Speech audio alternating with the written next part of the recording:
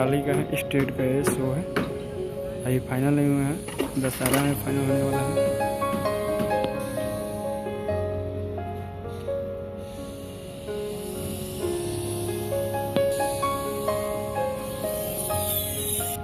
जो भाई आप लोग दिखाए हैं टेंट पंडाल, मामूली टेंट और पंडाल नहीं है, करोड़ों की लागत हो रही है इसमें खर्च।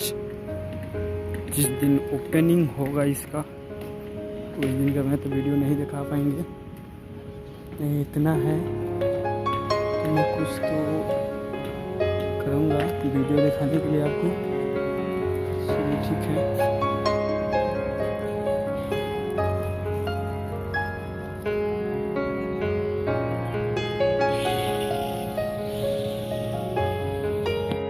चलिए गाइस, वहाँ पे हम जाकर देखते हैं क्या हो रहा है। लाइन में